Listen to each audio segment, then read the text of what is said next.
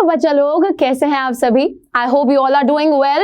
And अगर अभी तक आप लोगों ने इस चैनल को सब्सक्राइब नहीं करा है तो वेट किस बात की कर रहे हैं, जल्दी से कर लीजिए subscribe and don't forget to press the bell icon ताकि आप लोगों को नोटिफिकेशंस मिलती रहें। तो बच्चों, यहाँ पर सबसे पहले मैं अपने आप को इंट्रोड्यूस कर देती हूँ। मेरा नाम है उज्ज्वला और मैं हूं आपकी सोशल साइंस की टीचर, ठीक है। लेकिन मैं आपको आज जिस तरीके से पढ़ाने वाली हूं वो काफी एक फ्रेंडली तरीका होने वाला है। तो टीचर एक फ्रेंड ही तो होता है ना। और आज की क्लास में हम जिस चैप्टर को कंप्लीट करेंगे उस चैप्टर का नाम आप सभी को दिख गया है।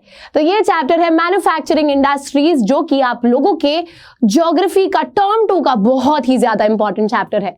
और इस चैप्टर से काफी ज्यादा बच्चे डरते हैं, है ना। तो बच्चों, लेकिन एक बड़ी सिंपल सी चीज बताती हूँ, ये चैप्टर ना बहुत ज्यादा इजी है, ठीक है। तो इफ यू थिंक कि दिस इज डिफिकल्ट तो वो चीज तो सबसे पहले अपने दिमाग से हटा दो and we'll just finish this chapter, the whole chapter in a single class. So let us begin. फटाफट से शुरुआत कर लेते हैं और सवार हो जाते हैं हमारी बुलेट ट्रेन पर, जहां पे बच्चों हम लोगों को इस चैप्टर को शुरुआत से लेकर अंत तक पूरा का पूरा देखना है। जल्दी से आ जाते हैं। और यहां पर ये क्या बात हो रही है, सबसे पहले बच्चों मैन्युफैक्चरिंग इंडस्ट्रीज का शब्द सुनकर ही ना हम डर जाते हैं कि भाई मतलब क्या है चैप्टर का, ये तो समझ में आए। अब बच्चों देखिए, हमारे आसपास जितनी भी चीजें हैं, आपके हाथ में जो फोन है, मेरे सामने ये जो स्क्रीन है, ठीक है, उसी के साथ मेरे हाथ में ये जो पेन है, ये जो रिमोट है, ये जो स्वेटर मैंने पहनी है, ये जो चश्मा मैंने पहना है, ये सारी की सारी चीजें क्या ऊपर से गिरी थी जमीन पर, या फिर क्या हमने इन सब चीजों को उगाया था? तो नहीं, ये सारी की सारी चीजें बच्चों प्रोसेस करने के बाद बनी है, प्रोसेसिंग के बाद बनी है। जैसे कि यहां पर आप लोग देख सकते हैं, क्या है ये प्यारी सी पिक्चर है हमारे शुगर केन की, यानी कि गन्ने की। अब बच्चों, गन्ने को प्रोसेस करके क्या बनाई जाती है? शुगर, चीनी बनाई जाती है, राइट। तो शुगर केन से बनती है शुगर। ऑब्वियस सी बात है, शुगर की खेती नहीं की जाती, शुगर केन की खेती की जाती है, जिसको नेचुरल प्रोसेस से उगाया जाता है और उसके बाद उसको प्रोसेस करने के बाद इंडस्ट्रीज में, फैक्ट्रीज में वी मेक शुगर। जिस तरीके से बच्चों जो गेहूं होता है उससे आटा बनता है, जो प्लास्टिक है उससे ये पेन बना है, रिमोट बना है, जो वूल होगा उससे ये स्वेटर बनी है। तो ये सारी की सारी चीजें कैसे बनी है? प्रोसेसिंग करने के बाद थ्रू दी मैन्युफैक्चरिंग इंडस्ट्रीज। तो everything around us if we look at it, ये सारी की सारी चीजें हमको मैन्युफैक्चरिंग के प्रोसीजर के बाद ही मिलती हैं। चलिए आगे आते हैं और समझते हैं। देखिए यहां पे बच्चों इंपॉर्टेंस ऑफ मैन्युफैक्चरिंग की बात की जाएगी और ये क्वेश्चन डायरेक्ट आता है एग्जाम में कि भाई इंपॉर्टेंस ऑफ मैन्युफैक्चरिंग बता दो। तो क्या है इसकी इंपॉर्टेंस, क्या है इसकी महत्वता, जानना बहुत ज्यादा जरूरी है। देखिए मैन्युफैक्चरिंग इंडस्ट्रीज, सबसे पहली बात यहां पे कर लेते हैं, ठीक है, अंडरलाइन वगैरह भी कर लेते हैं। सबसे पहली चीज है कि मैन्युफैक्चरिंग इंडस्ट्रीज हमारी जो डिपेंडेंस होती है बच्चों, जो हमारी निर्भरता है किस चीज पर? एग्रीकल्चरल इनकम के ऊपर, उसको रिड्यूस कर देता है। बहुत से लोग इंडिया में पहले खेती बाड़ी किया करते थे, बहुत से लोग डिपेंडेंट थे एग्रीकल्चर पे। अब बच्चों एग्रीकल्चर में प्रॉब्लम क्या आती है कि जो लैंड है, जो जमीन है, वो काफी लिमिटेड है एंड वहां से बहुत से लोग अगर काम करेंगे तो भी वो जमीन उतनी ही प्रोडक्शन करके देगी, ठीक है। सो वी नीडेड ऑप्शंस, हमको दूसरे ऑप्शंस चाहिए थे जहां पर लोग काम कर सकें, जहां पे लोग कमा सकें। और हमारी इंडस्ट्रीज जब खुलने लगी तो बहुत से लोगों को रोजगार देती हैं ये इंडस्ट्रीज, जिस वजह से लोगों की जो डिपेंडेंस थी, जो निर्भरता थी किस चीज के ऊपर? हमारे एग्रीकल्चर के ऊपर, वो डिपेंडेंस हो जाती है रिड्यूस एंड लोगों को सेकेंडरी और टर्शरी सेक्टर में मिल जाती हैं नौकरियां, यानी कि जॉब्स। सिंपल पॉइंट है फर्स्ट पॉइंट। दूसरे पॉइंट को देखते हैं। दूसरा पॉइंट बहुत ज्यादा इंपॉर्टेंट है and it is talking about industrial development. भाई जो इंडस्ट्रियल डेवलपमेंट होती है वो एक प्री कंडीशन है for what? For the eradication of unemployment and poverty from our country. अब बड़ी सिंपल सी बात है, इंडस्ट्रीज खुलेंगी, इंडस्ट्रीज के खुलने से लोग जाकर काम करेंगे, है ना। तो एग्रीकल्चरल इनकम के ऊपर जो डिपेंडेंस थी वो खत्म हो रही है, इंडस्ट्रीज में लोगों को रोजगार मिल रहा है। और बच्चों जब रोजगार मिलेगा तो ऑब्वियस सी बात है, बेरोजगार को रोजगार मिल गया है, अनएम्प्लॉयमेंट कम हो गई है और साथ ही में हमारी पॉवर्टी यानी कि गरीबी, लोग कमाने लग जाएंगे तो गरीबी भी ऑटोमेटिकली कम हो जाएगी। सिंपल है, ठीक है। थर्ड पॉइंट है मैन्युफैक्चर्ड गुड्स को जब हम एक्सपोर्ट करते हैं, जब हम दूसरे देशों में भिजवाते हैं मैन्युफैक्चर्ड गुड्स को, तो क्या होता है बच्चों, उससे हमारा ट्रेड कॉमर्स बढ़ता है और मच नीडेड फॉरेन एक्सचेंज आती है हमारे देश में। तो दूसरे देशों को हमारे इंडस्ट्रियल गुड्स को बेचकर हम लोग बच्चों कमाते हैं बहुत सारा पैसा, और ये पैसा हमारी करेंसी में थोड़ी हमको मिलेगा। अमेरिकन्स को बेचेंगे डॉलर में पैसा आएगा, है ना, कहीं और बेचेंगे तो हमको उस देश की करेंसी मिलेगी, तो मच नीडेड फॉरेन एक्सचेंज मिलेगा, बढ़िया हो जाएगा। उसी के साथ साथ बच्चों इंडस्ट्रीज जो हैं हायर वैल्यू के गुड्स को बनाती हैं, जिससे कि एक देश जो है विकसित होता है, एक देश की वृद्धि होती है। कैसे होती है देखिए, सिंपल सी बात है बच्चों, अगर हम लोग गन्ने को बेचेंगे तो उसका दाम जो है हमको कम मिलेगा, लेकिन अगर हम उस गन्ने की शुगर बना के बेचेंगे मार्केट में तो हमको काफी ज्यादा पैसे मिलेंगे उस शुगर के। सही बात है कि नहीं है? अगर हम बच्चों सिर्फ प्लास्टिक बेचेंगे तो हमें कम पैसा मिलेगा, लेकिन अगर हम उस प्लास्टिक का रिमोट और पेन बना के बेचेंगे तो हमको उसका ज्यादा पैसा मिलेगा। तो सिंपल सी बात है कि जो इंडस्ट्रीज हैं वो हायर वैल्यू गुड्स बनाती हैं, जिनको बेचने से या फिर जिनकी जो वैल्यू है वो ज्यादा है मार्केट में, उसका पैसा जो है आपको ज्यादा मिलेगा।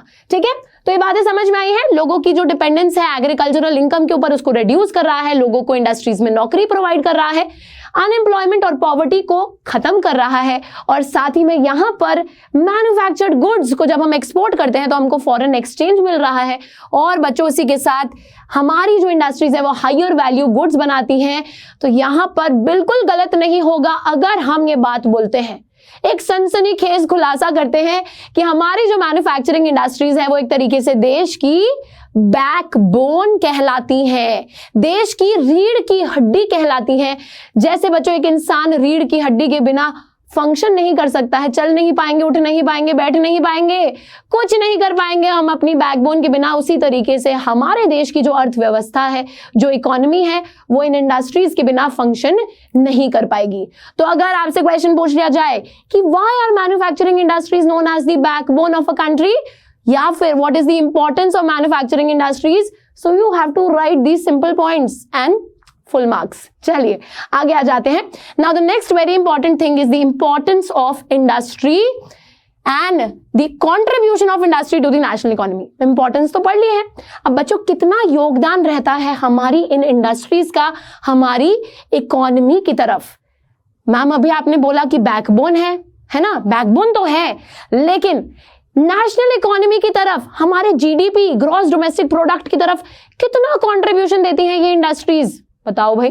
ठीक है, तो ध्यान से मेरी बात को सुनिएगा बच्चों। यहां पर हम देखते हैं कि हमारी ओवर द लास्ट 2 डेकेड्स, पिछले 20 सालों की अगर बात करें तो हमारे जो मैन्युफैक्चरिंग सेक्टर का शेयर है, कंट्रीब्यूशन है जीडीपी की तरफ, वो है 17% out of 27% for the industrial sector. तो टोटल इंडस्ट्रियल सेक्टर, यानी कि बच्चों आप लोगों को ये बात पता होनी चाहिए, अगर आप लोगों ने sectors of the Indian economy chapter पढ़ा है तो you should know this thing कि इंडस्ट्रियल सेक्टर कौन सा सेक्टर होता है, सेकेंडरी सेक्टर। ठीक है, तो यहां पे सेकेंडरी सेक्टर की ही बात है, और बहुत सिंपल सी बात है कि सेकेंडरी सेक्टर 27% योगदान देता है जीडीपी की तरफ। और बच्चों इस पूरे इंडस्ट्रियल सेक्टर में, जिसमें माइनिंग, क्वारिंग, मैन्युफैक्चरिंग इंडस्ट्री सब इंक्लूडेड होता है, उसका शेयर 27% है। लेकिन अगर हम सिर्फ और सिर्फ हमारे मैन्युफैक्चरिंग सेक्टर की बात करें तो उसका शेयर है 17%। ठीक है, कम है, काफी कम है,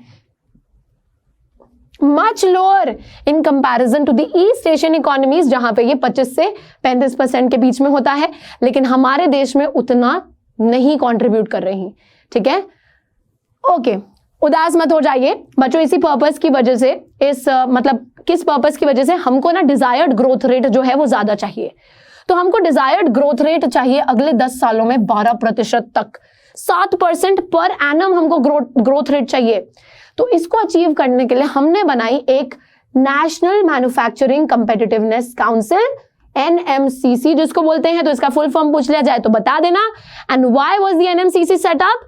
in order to achieve the desired contribution या फिर desired growth rate of the industries, manufacturing industries, which is 12% over the next decade और 7% पर एनम।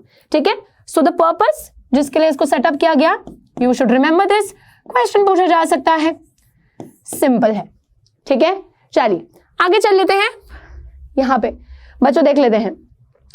नेक्स्ट टॉपिक हमारा आता है इंडस्ट्रियल लोकेशन की बात करता है। जो इंडस्ट्रियल लोकेशन, सिंपल सी बात है कि आपको इंडस्ट्री कहां खोलनी चाहिए, कहां खोलेंगे, घर के आगे गार्डन है वहीं पे इंडस्ट्री लगा देंगे क्या, तो नहीं, या फिर हिमालयन पहाड़ी पे जाके लगा देंगे इंडस्ट्री, नहीं बच्चों, कहीं पर भी जहां मन में आए वहां इंडस्ट्री नहीं लगा सकते हैं। तो यहां पर बहुत ही इंपॉर्टेंट पॉइंट्स हैं जिनका हमको ख्याल रखना पड़ता है किसी भी इंडस्ट्री को सेटअप करने से पहले, ठीक है। कौन से पॉइंट्स हैं ये, यहां पर देखिए, बहुत सिंपल सी चीज है, जहां रॉ मटेरियल अवेलेबल होगा, जहां पर काम करने वाली लेबर हमको मिलेगी, जहां पर पैसा होगा हमारे पास, और उसी के साथ साथ जहां पे पावर, शक्ति वाली पावर नहीं, शक्तिमान नहीं बनना है, ठीक है। पावर का मतलब है यहां पर इलेक्ट्रिसिटी, इलेक्ट्रिक सप्लाई की बात हो रही है। एंड मार्केट, मार्केट का क्या मतलब है, मार्केट का मतलब है कि बच्चों लोग होने चाहिए आसपास, आप जो भी प्रोडक्ट बना रहे हो उसको खरीदने के लिए लोग होने चाहिए, कंज्यूमर्स होने चाहिए, प्रोड्यूसर्स होने चाहिए। So there should be a market that should be available. I hope ये बात सभी को समझ में आ रही है। तो जहां पर बच्चों सिंपल सा एग्जांपल समझते हैं, सपोज हम लोग ना क्या करते हैं, दूर दराज के किसी इलाके में लगा लेते हैं इंडस्ट्री, और कौन सी, रबर इंडस्ट्री लगा लेते हैं। लेकिन भाई रबर तो हमारे केरला साइड पे मिलता है, अब हमने लगा ली नॉर्थ में कहीं पे किसी साइड पे रबर इंडस्ट्री, वहां तो रबर मिलता ही नहीं है। तो पहले रबर को लेकर आओ, ठीक है, साउथ से पहले उसको कैरी करवा के लाओ, जिसमें इतना ज्यादा ट्रांसपोर्टेशन कॉस्ट लग जाएगा कि हमको मुनाफा तो पता नहीं, नुकसान जरूर हो जाएगा, ठीक है। तो ये दिक्कत रहेगी। उसी के साथ साथ बच्चों यहां पर ये दिक्कत बहुत ज्यादा रहेगी। आई होप आपको ये बात समझ में आ रही है। तो हमको लेबर भी चाहिए, काम करने वाले लोग भी चाहिए, अपने आप इंडस्ट्री में मशीनें नहीं चलने लगेंगी, तो लेबर भी चाहिए, कैपिटल, पैसा तो लगाना पड़ेगा, पैसे के बिना कुछ मुमकिन नहीं है, पावर, मार्केट, ये सारी चीजें। इसी के साथ साथ बच्चों एक और चीज आती है, वो है हमारी गवर्नमेंट पॉलिसी। गवर्नमेंट की पॉलिसी भी काफी ज्यादा जरूरी है। गवर्नमेंट पॉलिसी का क्या मतलब है, गवर्नमेंट पॉलिसी का सिंपल सा ये मतलब है कि सरकार, बच्चों होता है ना कि सरकार बोलती है कि अगर आप इस पर्टिकुलर एरिया में अपनी इंडस्ट्री सेटअप करोगे तो 5 साल के लिए या फिर 3 साल के लिए आपको टैक्स नहीं देना पड़ेगा कुछ। तो जिन जगहों पे ऐसी पॉलिसी होगी तो ये हमारे इंडस्ट्रियलिस्ट के लिए काफी बेनिफिशियल रहेगी कि उनको कुछ पीरियड ऑफ टाइम के लिए कोई टैक्स वगैरह नहीं देना होगा। तो जहां पर ऐसी पॉलिसीज होती हैं वहां पर भी इंडस्ट्री सेटअप की जाती हैं। Now the next very very very important point is that industrialization and urbanization go hand in hand. Hand in hand का क्या मतलब है मैम, हाथ पकड़ के चलते हैं इंडस्ट्रियलाइजेशन और अर्बनाइजेशन? नहीं, सिंपल सा मतलब है कि बच्चों जहां पर इंडस्ट्री खुलेगी, अब ऑब्वियस सी बात है इंडस्ट्री में काम करने के लिए लेबर आएगी, लेबर की फैमिली आएगी, वो अपना घर वर बनाने लगेंगे, ठीक है, बच्चे होंगे उनको स्कूल जाना है ना, मार्केट भी चाहिए हमको जहां से सामान वगैरह खरीद कर आ सके। तो धीरे धीरे जहां पर जिस एरिया में इंडस्ट्री खुलती है वहां पर शहर बनने शुरू हो जाते हैं, ठीक है। तो जहां इंडस्ट्रीज बनेंगी, जहां इंडस्ट्रियलाइजेशन होगा वहां ऑटोमेटिकली अर्बनाइजेशन होगा। एंड इसका ऑपोजिट भी ट्रू है, मतलब जहां पर सिटीज होंगी, जहां पे ऑलरेडी शहर होंगे बच्चों, वहां पर जाके इंडस्ट्रीज सेटअप होती हैं। तो both ways it is true. अगर कोई ऐसी जगह जहां शहर नहीं है वहां पर इंडस्ट्री लगा लेते हो तो अपने आप अर्बनाइजेशन हो जाएगी, और कहीं पे अर्बनाइजेशन ऑलरेडी है, कहीं पे शहर ऑलरेडी है, तो इंडस्ट्रीज अट्रैक्ट होती हैं उस जगह की तरफ। क्यों? क्योंकि आपको सिटीज के अंदर, शहरों के अंदर बहुत सी फैसिलिटीज जैसे बैंकिंग, इंश्योरेंस, ट्रांसपोर्टेशन, ये सारी की सारी सुविधाएं चुटकी में मिल जाती हैं, ठीक है। तो दैट इज द रीजन कि industrialization and urbanization go hand in hand. Question पूछा जा सकता है, बहुत ज्यादा इंपॉर्टेंट। चलिए next, agglomeration economies, very very very very important. एक मार्क में आ सकता है क्वेश्चन, तो इसको समझना काफी ज्यादा जरूरी हो जाता है। यहां पे एग्लोमरेशन इकोनॉमीज का मतलब क्या होता है बच्चों? बड़ी सिंपल सी बात है, when many industries are coming together और एग्लोमरेट हो रही हैं इंडस्ट्रीज, किसी एक जगह पर आकर बहुत सारी इंडस्ट्रीज खुल रही हैं। क्यों खुल रही हैं? ताकि बच्चों वो जो है बेनिफिट्स रिसीव कर सके। कौन से बेनिफिट्स रिसीव कर सके? They can come together, make use of the advantages that are offered by the urban cities के बच्चों एक तरीके से वो जितने भी बेनिफिट्स हैं, जो फायदे उनको मिलेंगे साथ में आने से, गवर्नमेंट को अट्रैक्ट कर पाएंगे अपनी तरफ, उनसे कुछ बेनिफिट्स ले पाएंगी। तो इन सब चीजों की वजह से हमारी बहुत सारी इंडस्ट्रीज जब एक जगह पर कॉन्सेंट्रेट होने लगती हैं, एग्लोमरेट होने लगती हैं, तो ऐसी इंडस्ट्रीज को एग्लोमरेशन इकोनॉमीज बोला जाता है। सिंपली अगर एक क्वेश्चन आता है तो what do you have to write कि when many industries come together in a single place in order to make use of the advantages that are offered by the urban cities, then that is known as agglomeration economy. Okay, very simple. Now ideal location of an industry क्या है ma'am, ये तो बता दीजिए।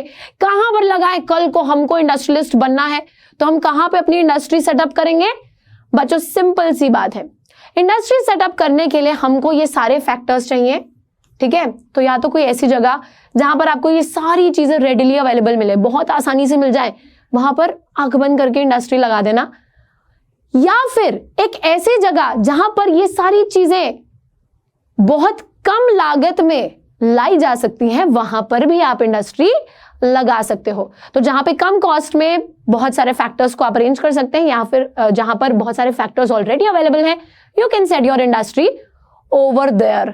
I hope this thing is pretty much clear to everyone. Now let's move ahead. Industry लगा दी है, अब आगे चल लेते हैं और यहां पर आ जाते हैं क्लासिफिकेशन के ऊपर। बच्चों क्लासिफिकेशन सबसे पहली चीज है, क्लासिफिकेशन होता क्या है? अब क्लास के आप बच्चे हो, ठीक है, क्लास के बच्चों को मैं बोलती हूँ कि मेरी क्लास में सपोज 50 बच्चे हैं या 60 बच्चे हैं, और मैं बोलती हूँ कि मैं ना इन बच्चों को क्लासिफाई करूंगी। कैसे क्लासिफाई करूंगी? पढ़ने में जो अच्छे हैं, ठीक है। अब हर कोई पढ़ने में अच्छा नहीं होगा, तो पढ़ने में जो अच्छे होंगे उनको अलग कैटेगरी में डालेंगे। फिर मैं बोलूंगी जो स्पोर्ट्स बहुत अच्छा खेलते हैं, ठीक है। तो बच्चों यहाँ पे अलग कैटेगरीज हो गई। तो सपोज 10 बच्चे मैं इस कैटेगरी में डालती हूँ, 10 बच्चे स्पोर्ट्स, 10 बच्चे डांस। तो मैंने क्या करा, एक बेसिस बनाया, एक क्राइटेरिया चूज करा कि स्टडीज, एक क्राइटेरिया चूज करा यानी कि स्पोर्ट्स, एक क्राइटेरिया चूज करा यानी कि music, dance, it could be anything, and then I classified these students according to that criteria. अब यहां पर स्टूडेंट्स नहीं, यहां पर हम लोग इंडस्ट्रीज को क्लासिफाई करेंगे, but the criteria would be different. सबसे पहला क्राइटेरिया है on the basis of source of raw materials, ठीक है। अब बच्चों क्या मतलब है इसका? सिंपल सी बात है, देखिए हम जो इंडस्ट्रीज में मतलब एक तरीके से एग्रीकल्चरल प्रोडक्ट्स को एज ए रॉ मटेरियल इस्तेमाल कर रहे हैं वो एग्रो बेस्ड इंडस्ट्रीज है, और जिन इंडस्ट्रीज में हम लोग मिनरल्स को इस्तेमाल कर रहे हैं एज ए रॉ मटेरियल वो है mineral based industries. Simple, first वाला काफी सिंपल। एग्रो बेस्ड में आ जाएगा कॉटन, जिसका रॉ मटेरियल ऑब्वियस सी बात है खेती कर लाते हैं, है ना। Woollen industry, jute, silk, textile, rubber, sugar, T, coffee, edible oil, ये सब एग्जांपल्स आप लोग लिख सकते हो। एंड मिनरल बेस्ड के अंदर iron and steel, aluminium, machine, cement, ये सारी की सारी इंडस्ट्रीज हमारे मिनरल बेस्ड का हिस्सा हो जाएंगी। इसी के साथ अगर हम लोग आगे चलते हैं, next type of classification is on the basis of main role of the industry. Main role का क्या मतलब है बच्चों? देखो दो टाइप की इंडस्ट्रीज है, ठीक है। एक इंडस्ट्री है जो कि बेसिक इंडस्ट्री हो जाएगी, और दूसरी इंडस्ट्री है जो कि कंज्यूमर इंडस्ट्री हो जाएगी। बेसिक इंडस्ट्रीज वो इंडस्ट्रीज है बच्चों जो कि एक तरीके से दूसरी इंडस्ट्रीज की मदद करती हैं। सिंपल तरीका है समझने का, जैसे कि दूसरी इंडस्ट्रीज को चाहिए भाई कि हमको ना आयरन दे दो, हमको स्टील दे दो, हमको कोई नई चीज बनानी है उससे। तो पहले एक इंडस्ट्री आयरन स्टील इंडस्ट्री है, वो प्रोडक्ट जो बना रही है वो अपना प्रोडक्ट दूसरी इंडस्ट्री को बेच रही है, और दूसरी इंडस्ट्री इस प्रोडक्ट से नए नए प्रोडक्ट्स बना रही है, ठीक है। तो यहाँ पे बहुत सिंपल बात है कि बेसिक और की इंडस्ट्रीज बच्चों एक तरीके से ऐसे प्रोडक्ट्स बनाती हैं जिनको दूसरी इंडस्ट्रीज द्वारा इस्तेमाल किया जाता है as a raw material. For example iron and steel industry, copper smelting, aluminium smelting industries. The second type of industry on the basis of main role is consumer industry. अब बच्चों कंज्यूमर इंडस्ट्री कौन सी industry होती है? वो industry जो ऐसे goods को produce करे जो कि डायरेक्टली यूज किए जाते हैं बाय द कंज्यूमर। अब कोई इंडस्ट्री स्टील के बर्तन बनाती है, अब बच्चों उस बर्तन से तो आगे कुछ नहीं बन सकता ना, तो एक फाइनल गुड हो जाएगा वो, उसको डायरेक्टली मार्केट में बेचा जाएगा, हम लोग खरीद आएंगे, और ये गुड किसके द्वारा प्रोड्यूस किया गया है? कंज्यूमर इंडस्ट्री द्वारा। Sugar, toothpaste, paper, swing machine, fans etcetera, ये सारे के सारे गुड्स हमारी कंज्यूमर इंडस्ट्री द्वारा बनाए गए गुड्स हैं। Next basis of classification is on the basis of capital investment, यानी कि कितना पैसा लगाया है, ठीक है, उस बेसिस का क्लासिफिकेशन है। सबसे पहली चीज है यहाँ पे स्मॉल स्केल इंडस्ट्री और दूसरी है large scale industry. Small scale industry में बच्चों सिंपल सी बात है, स्मॉल स्केल का मतलब है जहां पे कम पैसा लगाया है, 1 करोड़ या उससे कम, और लार्ज स्केल का मतलब है जहां पर ज्यादा पैसे लगाए गए हैं, बहुत ज्यादा पैसे लगाए हैं, ठीक है। उसके बाद आती है on the basis of ownership, यानी कि ओन कौन करता है। सबसे पहला है यहाँ पे पब्लिक सेक्टर। बच्चों यहाँ पे ओनरशिप गवर्नमेंट के पास रहती है, सरकार के पास रहती है। जैसे कि हमारा BHEL, यहां पे बात की जाएगी BHEL की, भारत हेवी इलेक्ट्रिकल्स लिमिटेड, और सेल यानी कि steel authority of India limited, ये दोनों हमारे पब्लिक सेक्टर इंडस्ट्रीज का हिस्सा है, बिकॉज गवर्नमेंट ओन्ड इंडस्ट्रीज हैं। नाउ द नेक्स्ट इज यहां पे बच्चों प्राइवेट सेक्टर इंडस्ट्रीज, जो कि नाम से ही पता चल रहा है, यानी कि जहां पर ओनरशिप प्राइवेट इंडिविजुअल्स या फिर प्राइवेट कंपनीज के पास है। नाउ यहां पर एग्जांपल में हम लोग लिख सकते हैं रिलायंस इंडस्ट्रीज और TISCO, Tata iron and steel company, है ना। तो टिस्को लिख सकते हो, रिलायंस लिख सकते हो, बहुत ही बढ़िया। जॉइंट सेक्टर इंडस्ट्रीज कौन सी होती है, जहां पर हाथ मिला लेते हैं दोनों भाई। दोनों भाई कौन है, प्राइवेट सेक्टर और पब्लिक सेक्टर। सरकार और प्राइवेट इंडिविजुअल्स जब मिलकर कोई इंडस्ट्री को ओन करते हैं तो वो हो जाता है जॉइंट सेक्टर इंडस्ट्री, जैसे कि OIL, oil India limited. Lastly बच्चों कोऑपरेटिव सेक्टर, जिसमें बहुत बच्चों को कंफ्यूजन रहती है। कोऑपरेटिव सेक्टर इंडस्ट्रीज वो इंडस्ट्रीज होती हैं जहां पे आपके प्रोड्यूसर्स और सप्लायर्स जो होते हैं, जैसे सपोज कोई लोग शुगर केन बना रहे हैं, ठीक है, तो वो इसके प्रोड्यूसर हैं, खेती बाड़ी भी वही कर रहे हैं, फिर इंडस्ट्री में शुगर केन से शुगर भी वही लोग बना रहे हैं, मतलब प्रोड्यूसर भी वही हैं, इंडस्ट्रियल ओनर्स भी वही हैं, ठीक है, और बच्चों बेच भी देते हैं वो लोग। तो कोऑपरेटिव सेक्टर जहां पे सारे के सारे प्रोड्यूसर्स जो है मिलकर, रॉ मटेरियल के प्रोड्यूसर्स भी वो हैं, फिनिश गुड्स के प्रोड्यूसर भी वो हैं, इंडस्ट्रियल ओनर्स भी वही हैं, बेच देते हैं सामान को, that particular sector is known as a cooperative sector. Now यहां पर एग्जाम्पल हम लिख सकते हैं बच्चों, जो शुगर इंडस्ट्री है हमारे महाराष्ट्र में, वो हो जाएगा इसका एग्जाम्पल, ठीक है। चलो महाराष्ट्र, चलिए ओके। नेक्स्ट लास्ट क्लासिफिकेशन जो है वो है on the bulk and weight of raw material and finished goods, यानी कि बच्चों जो हमारा फिनिश्ड गुड बनता है, ठीक है, और जो रॉ मटेरियल है, तो रॉ मटेरियल भारी था, हल्का रॉ मटेरियल था, और जो फिनिश प्रोडक्ट बना है हल्का है, भारी है, उस बेसिस पर रॉ मटेरियल फिनिश गुड्स के बल्क और वेट पर कितने ज्यादा भारी हैं, इस मात्रा से 2 टाइप की इंडस्ट्रीज क्लासिफाई की जाती हैं, एक है हैवी, एक है लाइट इंडस्ट्री। सिंपल है। हैवी इंडस्ट्री कैसी इंडस्ट्री होती है, हैवी इंडस्ट्री होती है बच्चों एक ऐसी इंडस्ट्री जहां पर रॉ मटेरियल भी हैवी होता है और फिनिश प्रोडक्ट भी काफी ज्यादा हैवी होता है, जैसे कि आयरन एंड स्टील इंडस्ट्री। और लाइट इंडस्ट्री हो जाएगी जहां पर रॉ मटेरियल भी हल्का है, फिनिश गुड भी हल्का है, जैसे कि हमारा electronics industry.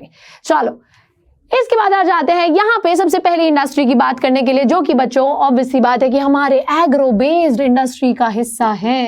Agro based industry का हिस्सा है टेक्सटाइल इंडस्ट्री। टेक्सटाइल इंडस्ट्री यानी कि कपड़े बनाने वाली इंडस्ट्री। कपड़े बनाने वाली इंडस्ट्री जो भारत में प्रेजेंट है, देखिए इंडस्ट्रियल प्रोडक्शन 14% करती है, उसी के साथ साथ एम्प्लॉयमेंट जनरेशन बहुत से लोगों को नौकरियां प्रोवाइड करती है, 35 मिलियन लोगों को तो डायरेक्टली नौकरी दे देती है। साथ ही में फॉरेन एक्सचेंज अर्निंग्स, बाहर भेजते हैं ना तो उससे फॉरेन एक्सचेंज लाती है, बहुत सारा फॉरेन एक्सचेंज लाती है, 24.6% लेकर आती है। और बच्चों 4% हमारी जीडीपी के टुवर्ड्स भी योगदान देती है, कंट्रीब्यूशन देती है। चलिए आगे आते हैं। यहां पे देखिए कॉटन टेक्सटाइल, हमारी टेक्सटाइल इंडस्ट्री के अंदर हम लोग पढ़ने वाले हैं। तो बच्चों एग्रो बेस्ड के अंदर टेक्सटाइल, टेक्सटाइल के अंदर कॉटन टेक्सटाइल यानी कि कॉटन के कपड़े बनाने वाली इंडस्ट्री।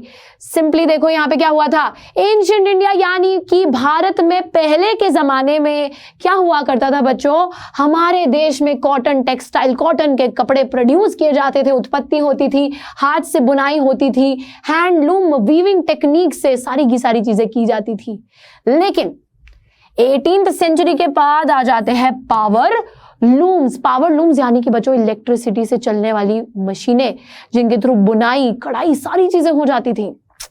गलत हो गया है ना, पहले हैंड लेबर हुआ करती थी, अब मशीनों ने उनको रिप्लेस कर दिया। फिर क्या होता है, ट्रेडिशनल इंडस्ट्रीज एक सेटबैक सफर करती हैं, हमारी जो ट्रेडिशनल इंडस्ट्रीज हैं, ठीक है बच्चों, ड्यूरिंग दी कॉलोनियल पीरियड। अब कॉलोनियल पीरियड क्या है? कॉलोनियल पीरियड यानी कि बच्चों जब अंग्रेजों ने भारत के ऊपर शासन करा था, उस टाइम पे हमारी जो ट्रेडिशनल इंडस्ट्रीज थी उनको एक तरीके से सेटबैक फेस करना पड़ा। सेटबैक क्या होता है? नुकसान हो गया उनको, या फिर उनके प्रोडक्ट्स नहीं कोई खरीद रहा है ना। क्यों ऐसा हुआ? Because they could not compete with the mill made cloth from England. England के अंदर, ब्रिटेन के अंदर इंडस्ट्रियलाइजेशन शुरू हो चुका था, जहां पे बहुत बड़ी बड़ी इंडस्ट्रीज लग गई थी, मशीनें लग गई थी, जो कि बच्चों मास प्रोडक्शन किया करती थी।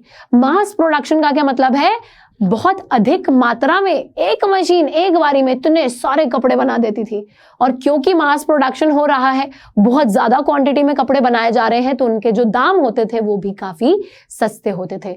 तो बच्चों जब ये मशीन के द्वारा बने हुए कपड़े सस्ते दामों पर इंग्लैंड से इंडिया मंगाने लगे, तो यहाँ पर लोग, अब देखो कंज्यूमर को क्या है, कंज्यूमर, आप जब लोग मार्केट में जाते हो, सबसे सस्ती जो चीज मिलेगी, अच्छी चीज मिलेगी, किफायती दाम पर, हम उसको खरीद लेंगे। यहाँ पर वही सिनारियो हुआ, बाहर से जो कपड़ा आ रहा था काफी सस्ता था, हमको अच्छा लगा, क्वालिटी भी अच्छी थी, तो हमने खरीद लिया। वही चीज हो रही थी और इंडियन इंडस्ट्रीज को इस वजह से सेटबैक फेस करना पड़ा, नुकसान झेलना पड़ा। नाउ यहाँ पे बच्चों हम देखते हैं कि जो हमारी अभी फिलहाल कॉटन टेक्सटाइल इंडस्ट्री है, उसका लोकलाइजेशन देखने को मिलता है। कहाँ पे कॉन्सेंट्रेटेड है? महाराष्ट्र में और गुजरात में। अब क्यों है? यहाँ पे हमको थोड़ा सा दिमाग लगाना है। अब भी हमने इंडस्ट्रियल लोकेशन पढ़ा है, इंडस्ट्री कहीं पर भी लोकेटेड क्यों होगी? क्योंकि रॉ कॉटन मिलता है, मार्केट की अवेलेबिलिटी है, ट्रांसपोर्टेशन मिल रही है। अब बच्चों क्या आप लोगों को पता है कि महाराष्ट्र और गुजरात में ऐसा क्या खास है कि वहां ट्रांसपोर्टेशन फैसिलिटी मिल रही है? क्यों मिल रही है वहां पे ट्रांसपोर्टेशन फैसिलिटी? एक बहुत यूनिक चीज है, आप लोग कमेंट्स में लिख के बता सकते हो। देखिए महाराष्ट्र और गुजरात, यहाँ पे ट्रांसपोर्टेशन, कौन सी ट्रांसपोर्टेशन मिली होगी? कमेंट्स में लिख के आप लोग बता सकते हैं। Now okay, now labour, moist climate, ये सारी की सारी चीजें मिलती हैं जो कि हमारे कॉटन टेक्सटाइल के उगने के लिए काफी सही रहती है। तो कॉटन उगता भी इसी जगह में है, आसपास डेक्कन प्लेट्यू में, इफ यू रिमेंबर, है ना। तो हमने ये जो है पहले पुराने अपने चैप्टर्स में पढ़ रखा है। इधर उगता है कॉटन और यहाँ से इजीली कॉटन पहुंचाया जा सकता है। तो रॉ मटेरियल है, लेबर है, कैपिटल है, ट्रांसपोर्टेशन है, इतनी सारी चीजें अवेलेबल है, तो ऑब्वियसली यहीं पे इंडस्ट्री बनाएंगे ना। चलिए आगे आते हैं।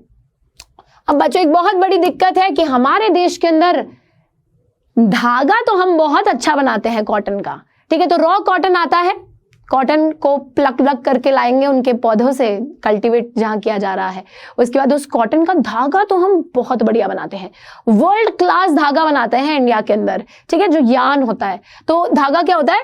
यान, ठीक है बच्चों। तो कॉटन यान तो बहुत ही बढ़िया बनाते हैं हम लोग, लेकिन दिक्कत आती है वीविंग सेक्टर में, यानी कि जब हमें कपड़ा बनाने की बात की जाती है ना इंडिया के अंदर, तो उसमें बहुत बड़ी दिक्कत आती है। और वो दिक्कत इन वजहों से भी है क्योंकि देखिए इंडिया का मैक्सिमम जो कॉटन यान है उसकी वर्ल्ड वाइड इतनी ज्यादा डिमांड है कि हम मैक्सिमम इस यान को दूसरे देशों में एक्सपोर्ट करा देते हैं। तो हमारे देश में अच्छी क्वालिटी का यान काफी कम बचता है, जिस वजह से जो वीविंग सेक्टर है उसको बुरे क्वालिटी के यान के साथ कपड़ा बनाना पड़ता है। तो जब रॉ मटेरियल ही अच्छा नहीं यूज करोगे तो कपड़ा कैसे अच्छा बनेगा, वो चीज हो जाती है। साथ ही में बच्चों वीविंग जो है हमारे देश के अंदर काफी डिसेंट्रलाइज्ड है, मतलब एक जगह पर संकुचित नहीं है। कहीं पे बनारसी साड़ी बन रही है, कहीं पे कांजीवरम का काम हो रहा है, तो अलग अलग जगहों पर फैली हुई है वीविंग की अलग अलग टेक्निक्स। बट यान के साथ ऐसा नहीं है। यान बनाने में तो भाई हम बहुत माहिर हैं, वो कॉन्सेंट्रेटेड है कुछ ही जगहों पर, वहीं पे बनता है यान, उसकी डिमांड बहुत ज्यादा है, तो यान बनाते हैं। लेकिन बच्चों यहाँ पर दिक्कत आती है क्या? थोड़ा सा ना हमको रिकॉल करना है। किस चीज को रिकॉल करना है? हम लोगों को रिकॉल करना है अभी हमने जो पढ़ा है। क्या पढ़ा है हम लोगों ने पढ़ा बच्चों कि देखो इंडस्ट्रियल प्रोडक्शन ज्यादा वैल्यू के गुड्स बनाती है। हर स्टेज में जब प्रोडक्शन चल रही है तो वैल्यू एडिशन ही होता है, वैल्यू घटती नहीं है चीज की। धागे को जब आप बेचते हो, ठीक है बच्चों, यहां पर यार्न की बात हो जाए और अगर क्लॉथ की बात हो जाए, तो tell me, you should let me know in the comments कि बच्चों यार्न को अगर मैं बेचूंगी तो वो यार्न ज्यादा महंगा होगा, या फिर अगर मैं उस यार्न का कपड़ा बनाकर बेचूंगी तो वो कपड़ा ज्यादा महंगा होगा, किसकी वैल्यू ज्यादा होगी? तो आई थिंक आप लोगों को इसका आंसर पता है, ठीक है। इसी वजह से हम लोग बहुत बड़ी दिक्कत फेस कर रहे हैं, क्योंकि हम यार्न बेच रहे हैं, हम कपड़ा नहीं बेच पा रहे, क्योंकि हमारे कपड़े की क्वालिटी उतनी ज्यादा किफायती नहीं है, उतनी ज्यादा अच्छी नहीं है, ठीक है। तो गुड क्वालिटी क्लॉथ नहीं बना पाते हैं और उसका इंपोर्ट फिर इसी वजह से चल रहा है। प्रॉब्लम्स क्या क्या है जो हमारा कॉटन टेक्सटाइल इंडस्ट्री फेस करता है? पावर सप्लाई इरैटिक है। इरैटिक का क्या मतलब होता है? अनिश्चित। किसी दिन इलेक्ट्रिक सप्लाई आ रही है, किसी दिन इलेक्ट्रिसिटी नहीं आ रही। तो इस वजह से बच्चों क्या होगा, इलेक्ट्रिसिटी नहीं आएगी तो इंडस्ट्री में काम नहीं हो पाएगा, मशीनें नहीं चल पाएंगी, फिर हमारे जो लेबरर्स होंगे वो क्या करेंगे, बैठ के ताश खेलेंगे, है ना। तो यहाँ पर वैसी चीज हो जाएगी, तो जिसकी वजह से पूरा प्रोसेस आपका डिस्टर्ब हो जाएगा, डिसरप्ट हो जाएगा। मशीनरी आपको चाहिए जो अपग्रेडेड चाहिए, तो अच्छी टेक्नोलॉजी की मशीनें चाहिए। उसी के साथ साथ हम देखते हैं कि आउटपुट जो है लेबर का, तो लेबरर्स भी डिसइंटरेस्टेड है, लेबरर्स को ज्यादा काम करने में इंटरेस्ट नहीं है, वो ज्यादा प्रोडक्शन नहीं करते हैं, ये एक और दिक्कत है। साथ ही में बच्चों सिंथेटिक फाइबर इंडस्ट्री से बहुत ज्यादा कंपटीशन है। तो बच्चों कॉटन के एक तरीके से लोग कॉटन का कपड़ा खरीदने की बजाय सिंथेटिक फाइबर्स खरीद रहे हैं, जैसे कि नायलन है, पॉलिएस्टर है, तो एक कंपटीशन आ गया है। इन सारी दिक्कतों से निकलना है, तभी जाकर कॉटन टेक्सटाइल इंडस्ट्री में कुछ तरक्की हो पाएगी, ठीक है। यहां पर मैं आप लोगों से एक क्वेश्चन पूछती हूं जिसका जवाब आप लोगों को कमेंट्स में मुझे देना है। फर्स्ट कॉटन मिल इंडिया में कौन से राज्य में, कौन से स्टेट में सेटअप किया गया था, किधर बनाया गया था? जल्दी से बच्चों बता दीजिए। और यहां पर हम लोग आगे आ जाते हैं और नेक्स्ट टेक्सटाइल की बात करेंगे। नेक्स्ट टेक्सटाइल है जूट टेक्सटाइल। फटाफट से देखेंगे जूट टेक्सटाइल को। सबसे पहली बात है, इंडिया जो है लार्जेस्ट प्रोड्यूसर है। किस चीज का लार्जेस्ट प्रोड्यूसर है? रॉ जूट का। तो जो रॉ जूट है बच्चों, उसकी सबसे ज्यादा खेती भी भारत में की जाती है, और जूट के बनाए हुए जो सामान है वो भी सबसे ज्यादा हमारे इंडिया में बनते हैं, हमारे इंडिया में बनते हैं। लेकिन यहां पर हम एक जगह पे मात खा जाते हैं, ओ है ना। लेकिन कौन सी जगह है वो? देखिए बांग्लादेश जो है ना, यहाँ पे बाजी मार जाता है, क्योंकि बांग्लादेश जूट सबसे ज्यादा एक्सपोर्ट करता है, सबसे ज्यादा दूसरे देशों को बेचता है जूट का सामान। लेकिन इंडिया नहीं, इंडिया फर्स्ट प्लेस पे आता है रॉ जूट में और जूट गुड्स में। लेकिन बांग्लादेश फर्स्ट पोजीशन ले जाता है एक्सपोर्ट ऑफ जूट गुड्स में, और वहां पे इंडिया आ जाता है सेकंड प्लेस पे। अब ऐसा क्यों हुआ है बच्चों? देखिए जब हमारी आजादी हुई तो बंटवारा हुआ, इंडिया बट गया, पाकिस्तान बट गया, और फिर पाकिस्तान में एक और बंटवारा हुआ, वेस्ट पाकिस्तान जो प्रेजेंट डे पाकिस्तान है, और एक बन गया ईस्ट पाकिस्तान। ईस्ट पाकिस्तान क्या है? किसको पता है ईस्ट पाकिस्तान क्या है?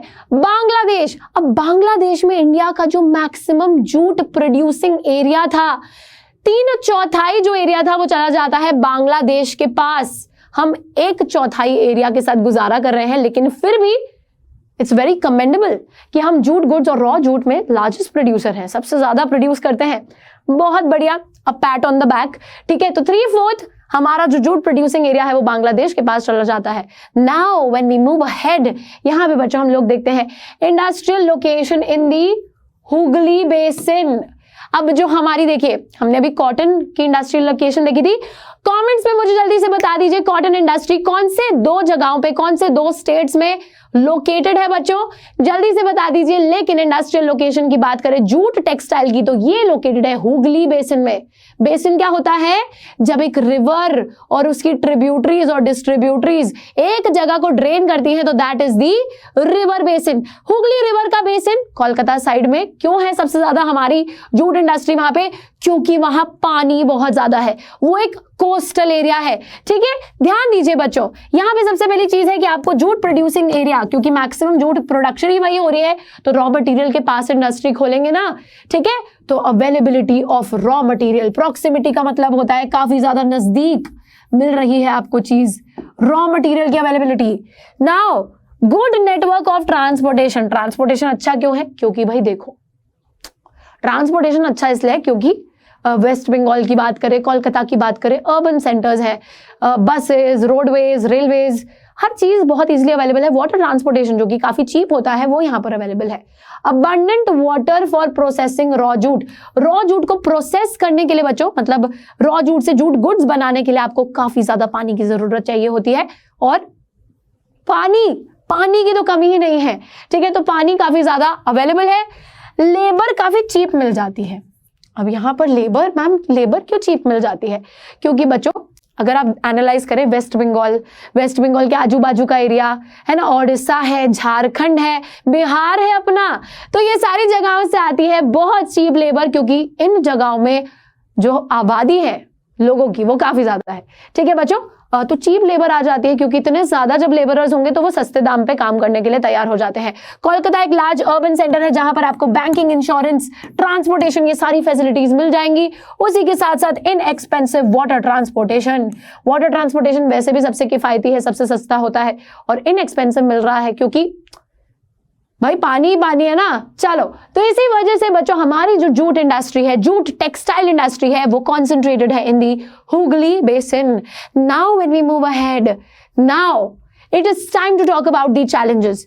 कॉटन इंडस्ट्री कौन से चैलेंजेस फेस कर रही थी ये हमने देख लिया है। अब जूट इंडस्ट्री कौन सी चुनौतियों का सामना कर रही है, इनको भी देखना पड़ेगा बच्चों। इंटरनेशनल मार्केट में, यानी कि जब हम इंटरनेशनली बात करते हैं, दूसरे देशों से तुलना करते हैं, तो सिंथेटिक सब्सटीट्यूट्स आ गए हैं, और दूसरे देश भी हैं जो जूट बनाते हैं। अपना देश ही थोड़ी बनाते हैं, और एक बांग्लादेश, और भी तो देश है, ठीक है। बांग्लादेश है, ब्राजील है, फिलीपींस है, इजिप्ट है, थाईलैंड है, ये सब भी तो जूट बना रहे हैं, कॉम्पिटिटर हैं हमारे।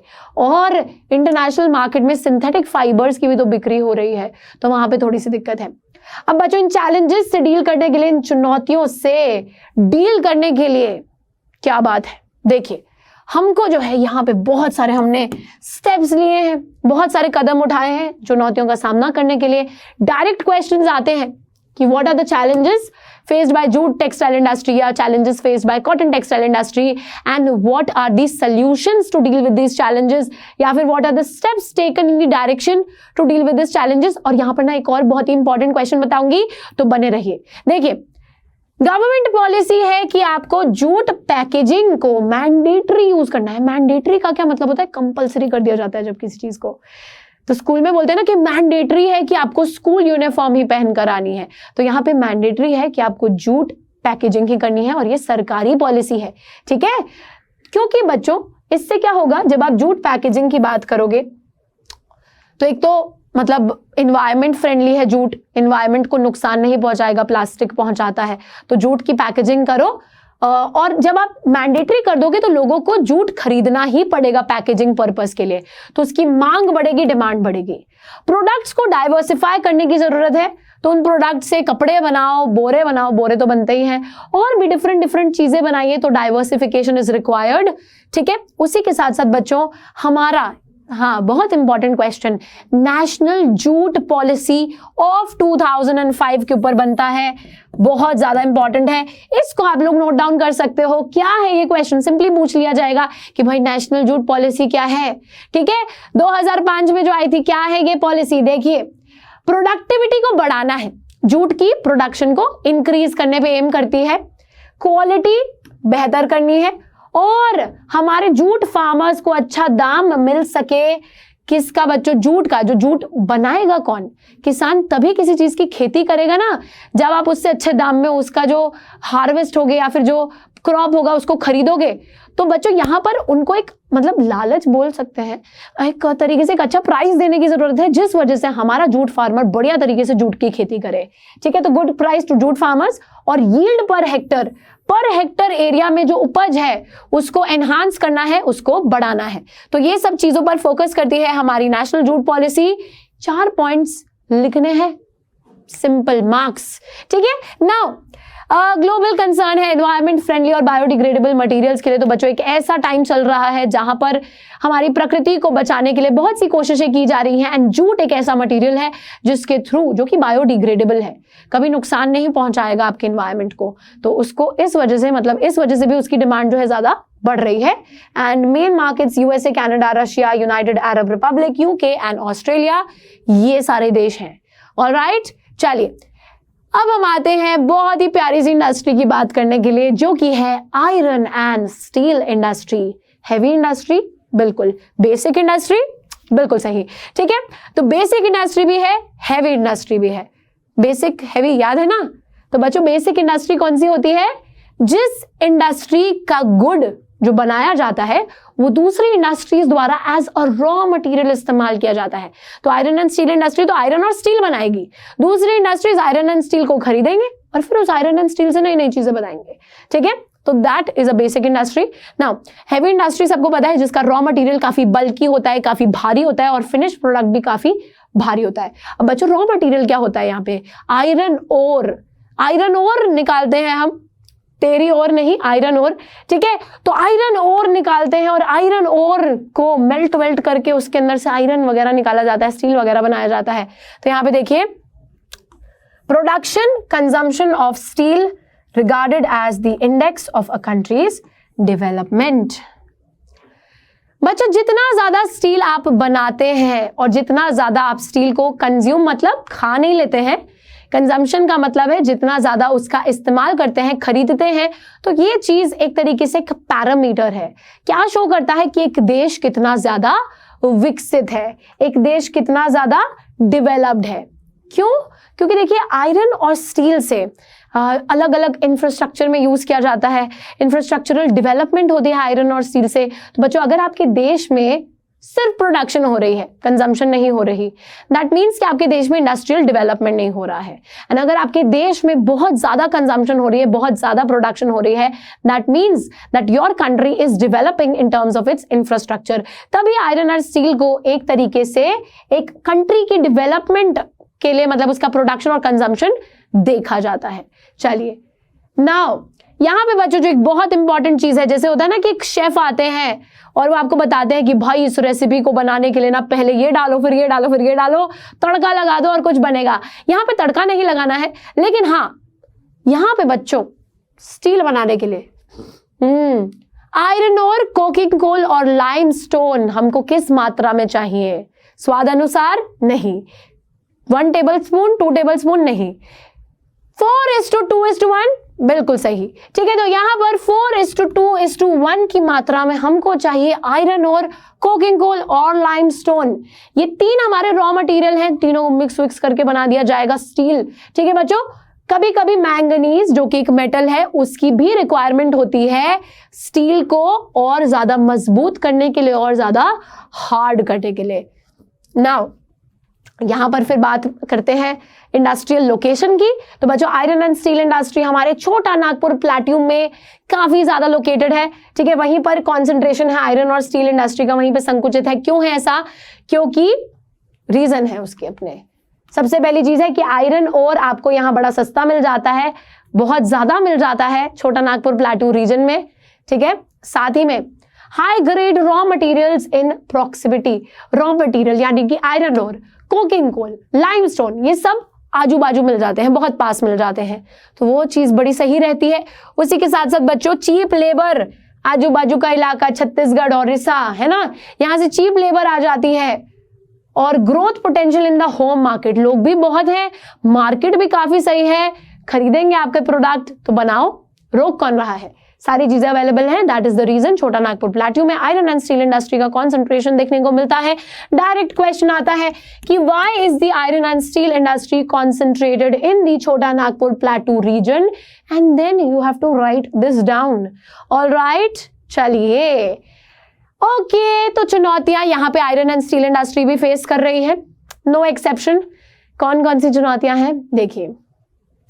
सबसे पहली चीज है बच्चों बहुत ज्यादा cost and limited availability coking coal की। कोकिंग कोल ज्यादा मात्रा में नहीं पाया जाता है, बहुत कम है, लेकिन बनाने के लिए तो चाहिए, इंडस्ट्री में तो चाहिए, तो उसकी लागत भी काफी ज्यादा है, क्वांटिटी भी नहीं है एंड दिक्कत आती है। लोअर प्रोडक्टिविटी लेबर की, लेबर अब यहाँ पे भी आलसी लेबर काम नहीं करना चाहती है, लेबर एनर्जी सप्लाई इरेटिक या इरेगुलर, अनिश्चित, आ रही है कभी नहीं आ रही, जा रही है इलेक्ट्रिसिटी, पुअर इंफ्रास्ट्रक्चर, ये सारी की सारी चीजों की वजह से बच्चों हमारी आयरन एंड स्टील इंडस्ट्री उतने अच्छे से परफॉर्म नहीं कर पा रही है। तो आप लोग जरा ढूंढिए कि सबसे ज्यादा स्टील की प्रोडक्शन कौन से देश में होती है, and right it down in the comments कि कौन से, which country produces the maximum steel in the world, and it's not India, it's not India. तो ढूंढिए बच्चों, ठीक है। चलिए नाउ एल्यूमिनियम स्मेल्टिंग एक और हमारी मिनरल बेस्ड इंडस्ट्री, ठीक है बच्चों। एल्यूमिनियम स्मेल्टिंग जो है इसका कौन से किस मिनरल से बनाई जा रही है, क्या है रॉ मटेरियल जो इसमें इस्तेमाल किया जाता है, वो सब बताऊंगी, लेकिन यहाँ पे ध्यान दीजिए। It is used to manufacture aircraft utensils and wires. तो हमारा जो एल्यूमिनियम है उससे हवाई जहाज बनाया जाता है, ठीक है, बर्तन बनाए जाते हैं और तारें बनाई जाती हैं। बहुत बढ़िया। तो इट इज डक्टाइल, डक्टिलिटी बढ़ी है ना साइंस में, ductility the property of the metal to be converted into wires. So aluminium is that sort of a metal that can be converted into wires as well. Now उसी के साथ साथ बच्चों it is the second most important metallurgical industry. तो metal की industry जो metal बना रही है सेकंड मोस्ट इंपॉर्टेंट है, क्योंकि पहली तो आयरन स्टील हो गई ना। नाउ बच्चों एक तरीके से स्टील की जगह पर एल्यूमिनियम यूज किया जा सकता है, कॉपर की भी, जिंक की भी, लेड की भी, बहुत सी इंडस्ट्रीज में एल्यूमिनियम। तो इस वजह से एल्यूमिनियम इंपॉर्टेंट है। सब्स्टिट्यूट का मतलब होता है उसकी जगह पर, जैसे पेंसिल की जगह पे पेन इस्तेमाल किया जा सकता है, ठीक है। तो that is a substitute. Now बच्चों यहां पर आप लोग एक फैक्ट देखिए, मैन्युफैक्चरिंग एयरक्राफ्ट, हवाई जहाज में एल्यूमिनियम क्यों लगाया जाता होगा, सोच रहे हैं? देखिए बड़ी सिंपल सी चीज है, क्योंकि एल्यूमिनियम जो है ना इट इज क्वाइट लाइट, काफी हल्का है, इसमें जंग नहीं लगता, कोरोजन नहीं होता है। तो these are the properties of aluminium. हाँ जी, बहुत ही बढ़िया, ठीक है। जंग नहीं लगता है, काफी हल्का होता है, लाइट वेट होता है, गुड कंडक्टर है, हीट का हीट पास होती है, ठीक है। मैलिएबल है, मैलिएबल मतलब शीट्स में convert, the property of metal to get converted in sheets, malleable भी है। एंड बच्चों ये जो है मजबूत हो जाता है जब इसको दूसरे मेटल्स के साथ मिला दिया जाता है। तो यहां पर इन सारी प्रॉपर्टीज की वजह से सबसे मेन प्रॉपर्टी है कि its light weight, light weight है। हवाई जहाज को पानी पे तैरना नहीं है, हवा में उड़ना है, हवा में उड़ने के लिए लाइट वेट होना जरूरी है, तभी एल्यूमिनियम का इस्तेमाल किया जाता है एयरक्राफ्ट बनाने में। उसी के साथ बच्चों आगे चलिए, हम देखते हैं कि इस इंडस्ट्री की कॉन्सेंट्रेशन जो है ओडिशा, वेस्ट बंगाल, केरला, उत्तर प्रदेश, छत्तीसगढ़, महाराष्ट्र, तमिलनाडु इन जगहों में पाई जाती है। तो कॉन्सेंट्रेशन ऑफ इंडस्ट्री लिख देते हैं, हाँ कॉन्सेंट्रेशन लिख देते हैं, समझ जाइए। और इलेक्ट्रिसिटी की लगातार सप्लाई, और अगर रॉ मटेरियल कौन सा है ये दिख रहा है आपको, ये है बॉक्साइट, ठीक है। तो अगर रॉ मटेरियल हमको जो है मिलता रहेगा और एक सस्ते कॉस्ट पर, एक लागत भी ज्यादा नहीं लगेगी, मिल जाएगा, और अगर हमारी बिजली आती रहेगी, तो बच्चों इससे क्या होगा, ये दो फैक्टर्स बहुत ज्यादा इंपॉर्टेंट फैक्टर्स हैं हमारी इंडस्ट्रियल लोकेशन के लिए, एल्यूमिनियम इंडस्ट्री की लोकेशन के लिए। तो यहां पर टू फैक्टर्स, तो यहां पर ना एक क्वेश्चन पूछा जा सकता है, which are the two prime factors for like locating the aluminium smelting industry in any place. तो ये दो फैक्टर्स होने चाहिए और फिर आप एल्यूमिनियम स्मेल्टिंग इंडस्ट्री को लगा सकते हैं। पर मैम रॉ मटेरियल क्या है ये तो बताओ। बच्चों ये है बॉक्साइट, ठीक है। बॉक्साइट इज दी ओर, जैसे आयरन ओर से आयरन स्टील बनता है ना, तो बॉक्साइट वो ओर है जिससे कि एल्यूमिनियम बनता है। बॉक्साइट एक रॉ मटेरियल है। स्मेल्टर्स पता है क्या होते हैं? एक चीज ये तो पता ही नहीं है बच्चों। देखिए बड़ी सिंपल सी बात है कि एक होती है ब्लास्ट फर्नेस। अब यहाँ पे धमाका नहीं होने वाला है। ब्लास्ट फर्नेस आयरन स्टील में यूज करी जाती है, जहां पे आयरन ओर को पिघलाया जाता है। और एल्यूमिनियम स्मेल्टिंग इंडस्ट्री, स्मेल्टर्स यहां से आया है, मेल्टर्स। तो कुछ शब्द से समझ में आया? बड़ी सिंपल सी बात है कि जब आप एक तरीके से बॉक्साइट को मेल्ट कर रहे हैं, ठीक है, in order to produce aluminium, तो दैट इज एल्यूमिनियम स्मेल्टिंग, ठीक है। तो it is very bulky dark reddish coloured rock, बहुत भारी डार्क रेड कलर का रॉक होता है और इसको फिर पिघलाया जाता है स्मेल्टर्स में, फिर एल्यूमिनियम बनाया जाता है, ठीक है। तो बॉक्साइट से एल्यूमिना से एल्यूमिनियम बनता है। चलिए बच्चों अब आते हैं नेक्स्ट इंडस्ट्री यानी कि केमिकल इंडस्ट्री पे। केमिकल इंडस्ट्री एक तरीके से खुद ही जो प्रोड्यूस करती है, खुद ही उस प्रोड्यूस्ड गुड्स को वो कंज्यूम भी करती है। तो केमिकल इंडस्ट्री अपनी खुद की लार्जेस्ट कंज्यूमर है। It is its own largest consumer. तो जो केमिकल्स केमिकल इंडस्ट्री बनाती है उन्हीं केमिकल्स को केमिकल इंडस्ट्री खुद ही कंज्यूम करती है, खुद ही खरीद लेती है in order to produce further more things, in order to produce further more chemicals. अब बच्चों दो टाइप के केमिकल्स हैं, ठीक है, एक है ऑर्गेनिक, एक है इनऑर्गेनिक। ऑर्गेनिक केमिकल्स वो होते हैं जिनमें कार्बन एटम प्रेजेंट होता है और इनऑर्गेनिक केमिकल्स वो होते हैं जिनमें कार्बन एटम एब्सेंट होता है। सिंपल सी बात है, पेट्रोकेमिकल्स जो कि सिंथेटिक फाइबर बनाने के लिए इस्तेमाल किए जाते हैं, synthetic rubber, plastic, die stuff, drugs, pharmaceuticals, ये सब ऑर्गेनिक केमिकल का हिस्सा है। और इनऑर्गेनिक केमिकल का हिस्सा है सल्फ्यूरिक एसिड, जिससे कि fertiliser, synthetic fibre, plastic, adhesive, paint, dye stuff, nitric acid, alkalis, soda, ash, जिससे ग्लास, सोप, डिटर्जेंट, पेपर ये सब बनाया जाता है, और कॉस्टिक सोडा, ये सारे इनऑर्गेनिक केमिकल का हिस्सा है। केमिस्ट्री पढ़ी है तो इनके बारे में थोड़ा सा ज्ञान आप लोगों को होना चाहिए। हाँ चलो आ जाते हैं नेक्स्ट इंडस्ट्री पे। नेक्स्ट इंडस्ट्री है हमारी फर्टिलाइजर इंडस्ट्री। केमिकल इंडस्ट्री का ही एक पार्ट है फर्टिलाइजर इंडस्ट्री। तो बच्चों फर्टिलाइजर इंडस्ट्री सेंटर्ड है around production of nitrogenous fertilisers, यानी कि नाइट्रोजन जिनमें प्रेजेंट है, जैसे कि urea, phosphatic fertiliser and ammonium phosphate. Complex fertilisers होते हैं, कॉम्प्लेक्स हैं तो बहुत ज्यादा चीजें इनमें मिली हुई है, जैसे कि फॉस्फेट भी है, नाइट्रोजन भी है, पोटैश भी है, उससे मिलकर फर्टिलाइजर बनाए जाते हैं। अब फर्टिलाइजर बनाए क्यों जाते हैं? Why is it being made? क्यों बना रहे हैं फर्टिलाइजर? बच्चों in order to increase the fertility of the soil, हम जो है मिट्टी को और ज्यादा उपजाऊ बनाने के लिए फर्टिलाइजर्स का इस्तेमाल करते हैं।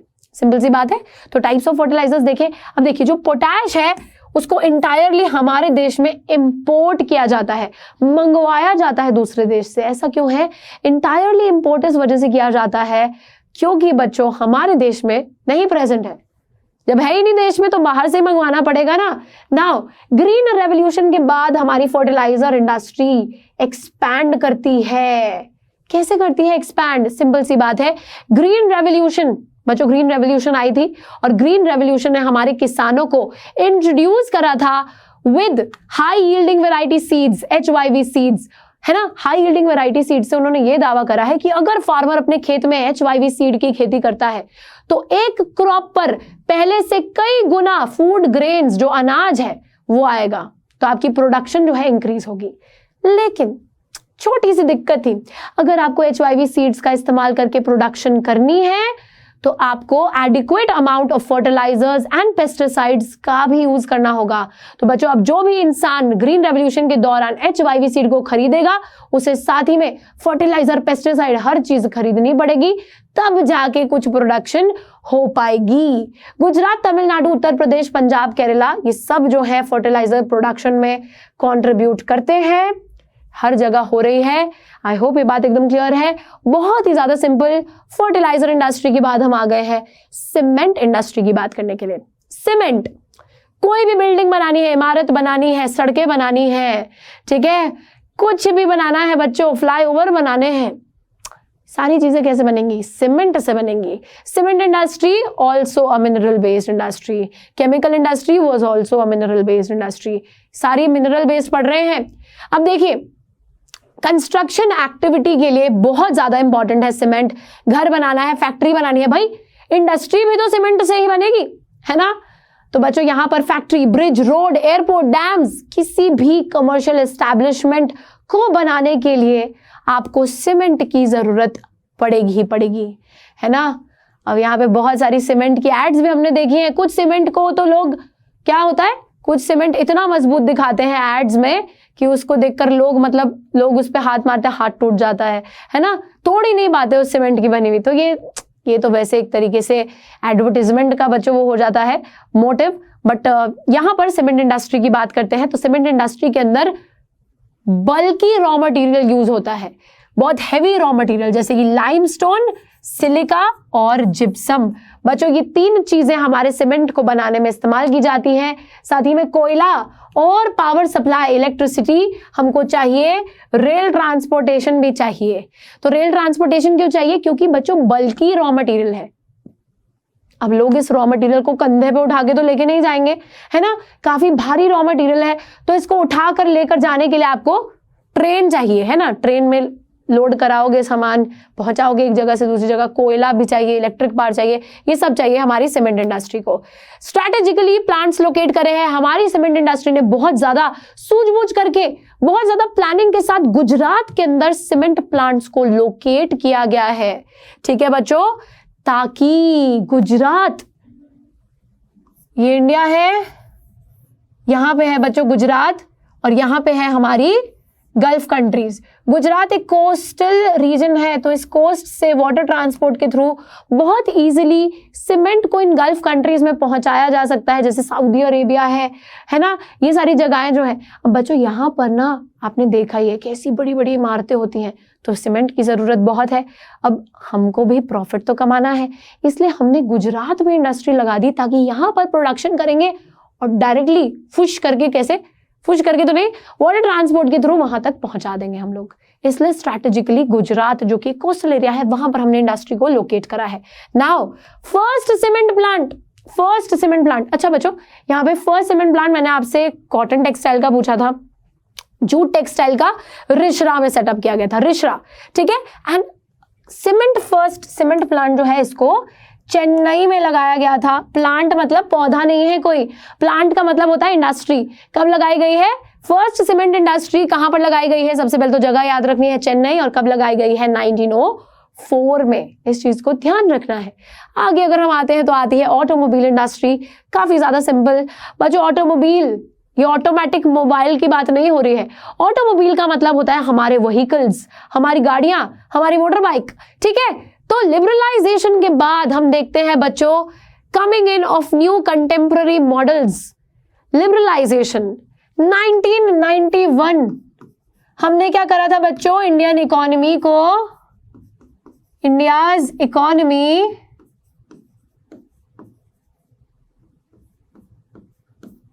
Was opened up. हमने अपनी इकोनॉमी को ओपन अप कर दिया था। और ओपन अप करने का क्या मतलब होता है कि हमने अपना जितना भी बच्चों फॉरेन कंपटीशन था उसको एंट्री दे दी थी कि आइए आइए, जिस देश से लोग आना चाहते हैं, भारत में पैसा लगाना चाहते हैं, आ जाइए। और बच्चों इससे जो है इकोनॉमी ओपन अप करने से बहुत से बाहर की इंडस्ट्रीज आ जाती हैं, बाहर के ऑटोमोबाइल्स इंडियन कंट्री में एंटर कर जाते हैं। और फिर हम देखते हैं अरे इतनी बढ़िया बढ़िया गाड़ियां है ना, इतने बढ़िया बढ़िया मॉडल। तो बच्चों उससे जो है इन कंटेम्पररी मॉडल से जो व्हीकल्स की मांग है मार्केट में वो बढ़ जाती है। लोग देखकर अचंभित रह जाते हैं कि भाई गाड़ी ऐसी भी दिख सकती है क्या, इतनी सुंदर, ठीक है। तो बच्चों बहुत बढ़िया बढ़िया मॉडल्स, बढ़िया माइलेज वाली गाड़ियां, बहुत कंटेम्पररी चीजें आती हैं हमारी मार्केट में, जिससे कि उनकी डिमांड बढ़ती है। पैसेंजर कार्स, 2-3 व्हीलर्स की ग्रोथ होती है। इंडस्ट्री जो है automobile, it is located around Delhi, Gurugram, Mumbai, Pune, Chennai, Kolkata, Lucknow, Indore, Hyderabad, Jamshedpur and Bengaluru. ये चीज याद रखनी है, लिबरलाइजेशन वाला पॉइंट याद रखना है। Alright, now we come to the next industry which is the last industry that we are gonna study. इसके बाद भी है चैप्टर, लेकिन लास्ट इंडस्ट्री है ये आईटी इंडस्ट्री, इलेक्ट्रॉनिक्स इंडस्ट्री, जो इलेक्ट्रॉनिक बनाते हैं। तो बच्चों एक कंप्यूटर से लेकर एक कैलकुलेटर तक, छोटी छोटी सी चीज, ये भी भाई ये रिमोट है ना, तो छोटी मोटी सी चीज से लेके एक बहुत बड़ी बड़ी चीजों तक बच्चों जो इलेक्ट्रॉनिक्स है वो हमारी आईटी इंडस्ट्री, इलेक्ट्रॉनिक इंडस्ट्री बनाती है। बेंगलोर जो है वो हमारा इलेक्ट्रॉनिक कैपिटल है, बिकॉज यहाँ पे मैक्सिमम जो इंडस्ट्री है आईटी वो यहाँ पर लोकेटेड है। मेजर इंडस्ट्री का जो संकुचित इंडस्ट्री पाई जाती है बेंगलुरु, नोएडा, मुंबई, चेन्नई, हैदराबाद, पुणे, इन जगहों में पाई जाती है। एंड बच्चों इस इंडस्ट्री का मेजर इंपैक्ट पड़ा है एम्प्लॉयमेंट जनरेशन पे। इस इंडस्ट्री खुलने से बहुत सारे लोगों को, जो एक तरीके से हमारी हम बोल सकते हैं एजुकेटेड अनएम्प्लॉयड लेबर थी, उनको एम्प्लॉयमेंट मिली है, उनको रोजगार मिला है। और हार्डवेयर और सॉफ्टवेयर दोनों में ही ग्रोथ हो रही है, जिसकी वजह से आईटी इंडस्ट्री और ज्यादा भारत में सक्सेसफुल होती जा रही है, ठीक है। तो यहां तक इंडस्ट्रीज की कहानी होती है खत्म। और अब हम आ गए हैं अपने इस चैप्टर के लास्ट फेज में। लास्ट फेज में बच्चों हमको पढ़ना है industrial pollution, environmental degradation and steps to control this industrial pollution के बारे में। यहां पर जल्दी जल्दी से इस टॉपिक को कर लेते हैं शुरू। जल्दी से बच्चे लोग बात कर लेते हैं। सबसे पहले इंडस्ट्रियल पोल्यूशन, भाई यहाँ पे पोल्यूशन की स्पेलिंग को ठीक कर लेते हैं सबसे पहले तो, ठीक है। तो industrial pollution and environmental degradation बच्चों, हमारी जो मैन्युफैक्चरिंग इंडस्ट्रीज हैं वो काफी ज्यादा हमारे प्रकृति को प्रदूषित करती चली जा रही हैं। और सबसे पहला पोल्यूशन जो ये इंडस्ट्रीज क्रिएट करती हैं दैट इज एयर पोल्यूशन, यानी कि हमारी हवा को प्रदूषित किया जा रहा है। कैसे? हम ना बचपन से इंडस्ट्री का कोई डायग्राम बनाने के लिए बोलता है तो ऐसे बना देते हैं, एक इंडस्ट्री लगाते हैं, ऐसे चिमनी से लगाते हैं और ये स्मोक उड़ती हुई आ रही है ना। तो ऑब्वियस सी बात है बच्चों, स्मोक से क्या होगा? इस स्मोक से एयर पोल्यूशन ही तो होगा, है ना। तो यहां पर हम देखते हैं कि बच्चों, क्योंकि हमारी इंडस्ट्रीज बहुत सारी ऐसी गैसेस को रिलीज करती हैं, जैसे कि सल्फर डाइऑक्साइड है, कार्बन मोनोऑक्साइड है, इस चीज को याद रखना है। सल्फर डाइऑक्साइड और कार्बन मोनोऑक्साइड, ये दोनों गैसेस काफी हार्मफुल गैसेस हैं हमारे इन्वायरमेंट के लिए, जो कि इन्वायरमेंट को प्रदूषित करती हैं। स्मोक, केमिकल और पेपर फैक्ट्रीज, ब्रिक किल्न्स जहां पे हमारी ईंटें बनती हैं, रिफाइनरी, स्मेल्टिंग प्लांट्स, इन सब के द्वारा स्मोक एमिट की जाती है। फॉसिल फ्यूल के जलने से एयर पोल्यूशन होता है बच्चों। इन सब चीजों से चलो एयर पोल्यूशन तो हो ही रहा है, और जब हम लोग इस एयर को इनहेल करते हैं, सांस लेते हैं, तो ह्यूमन हेल्थ पे बहुत बुरा असर पड़ता है, स्पेशली जो अस्थमा पेशेंट्स होते हैं। जानवरों पर, पौधों पर, बिल्डिंग्स खराब होती हैं पोल्यूशन से, एटमॉस्फेयर पूरा का पूरा बहुत ज्यादा खराब हो जाता है। दूसरा टाइप का पोल्यूशन है वाटर पोल्यूशन। पानी का पोल्यूशन कैसे होता है? तो बच्चों, जब हमारी इंडस्ट्रीज ऑर्गेनिक इनऑर्गेनिक वेस्ट, है ना, ऑर्गेनिक और इनऑर्गेनिक वेस्ट को डंप कर देती हैं, रिवर्स में डिस्चार्ज कर देती हैं, तो बच्चों इससे होता है वाटर पोल्यूशन। तो पानी में रहने वाले जीव, हमारी मछलियां वगैरह, उनको काफी दिक्कत होती है इस चीज से। अनडिजायरेबल वेस्ट जब चला जाएगा साफ सुथरे पानी में, तो आप देख ही रहे हैं इंडिया की वाटर बॉडीज की क्या हालत हो रखी है ना। हम सोचते हैं ये क्या हो रखा है, तो वही चीज है। इंडस्ट्रीज मेनली जो कि वाटर पोल्यूशन के लिए रिस्पॉन्सिबल है वो है paper, pulp industry, chemical industry, textile, dyeing, petroleum, refineries, tanneries, electroplating industry. तो बच्चों इलेक्ट्रोप्लेटिंग, जब प्लेटिंग की जाती है, ऊपर से मेटल वगैरह लगाया जाता है, तो वेस्ट मटेरियल सारा डंप कर दो, ठीक है। पेपर पल्प में जो जरूरत का सामान है उसको रखो, और बाकी जो वेस्ट बचा उसको पानी में डंप कर दो। टैनरीज, जहां पर लेदर वगैरह की बात कर रहे हैं, तो ये जो इंडस्ट्रीज होती हैं वो भी सारे वेस्ट को डंप कर देती हैं। तो बच्चों इससे क्या होगा? वो वेस्ट अपने आप पानी में जाके क्या घुल जाएगा, पानी में मिल जाएगा? नहीं, वो वेस्ट पानी को पल्यूट करेगा। इसके बाद हम देखें तीसरा टाइप का पोल्यूशन होता है थर्मल पोल्यूशन। थर्मल का मतलब ही होता है बच्चों हीट, ठीक है। तो यहां जरा पोल्यूशन की स्पेलिंग को पहले ठीक कर लेते हैं। थर्मल पोल्यूशन बच्चों, जब बहुत गर्म पानी ठंडे पानी में मिला दिया जाता है तो उससे होता है थर्मल पोल्यूशन। हमारे nuclear power plants, thermal power plants से जो पानी रिलीज किया जाता है वो काफी ज्यादा हार्मफुल पानी होता है, जो कि दूसरे वाटर बॉडीज में जाके उन वाटर बॉडीज को कर देता है पोल्यूट। इसी के साथ साथ बच्चों थर्मल पोल्यूशन वाटर पोल्यूशन का सब पार्ट है, और साथ ही में सॉइल पोल्यूशन की भी यहाँ पे बात आती है। मिट्टी को भी पोल्यूट किया जाता है। कैसे? मिट्टी के अंदर जैसे हम क्या करते हैं, कभी कभी ये ऐसा आइडिया माना जाता है कि क्या करो, बहुत सारा वेस्ट लो, जमीन में ऐसे डंप कर दो और फिर उसको मिट्टी से ऊपर ढक दो। लेकिन बच्चों क्या होता है कि आपको, चलो ये मतलब ऊपर जमीन आ गई नॉर्मल, यहाँ पे आपका वेस्ट है। बारिश जब आएगी, जब बारिश का पानी ऐसे ऐसे इस पे पड़ेगा, ठीक है, तो रेन वाटर क्या करेगा? रेन वाटर जब पर्कोलेट करेगा तो इस वेस्ट को और ज्यादा नीचे धकेल देगा, जिस वजह से ये वेस्ट पहुंच जाएगा हमारे ग्राउंड वाटर के पास। एंड बच्चों जो हमारा ग्राउंड वाटर होगा वो इस चीज से पोल्यूट हो जाएगा, विच इज क्वाइट रॉन्ग, ठीक है। तो जब आप बिना कूल करे गर्म पानी को मिक्स कर देते हो रिवर्स और पॉन्ड्स में, थर्मल पोल्यूशन होता है, साथ ही में ये पोल्यूशन भी इसका हिस्सा है। नाउ नॉइज पोल्यूशन, आवाज से जो पोल्यूशन होता है, जब अनडिजायरेबल नॉइज एक इरिटेंट और एक स्ट्रेस की तरह आती है। तो बच्चों आपने सुना होगा जब ट्रैफिक में हम खड़े होते हैं और बहुत सी गाड़ियां हॉर्न बजाने लगती हैं, कितना डिस्कम्फर्ट होता है, कितनी इरिटेशन होती है। और ये इरिटेशन स्पेशली किसको ज्यादा होती है? जो पेशेंट्स होते हैं, जो हार्ट पेशेंट्स हैं, जो हमारे बच्चे हैं जिनको पढ़ाई करनी है, और अगर स्कूल वगैरह के इलाके में या फिर अगर हॉस्पिटल्स वगैरह के साइड में बच्चों अगर ऐसी आवाजें आने लगती हैं तो उससे हमारे पेशेंट्स को भी दिक्कत होती है, बच्चों को भी दिक्कत होती है, स्पेशली जो हार्ट पेशेंट्स हैं, क्योंकि एकदम से आपको बहुत तेज आवाज सुन के स्ट्रेस होता है, ठीक है।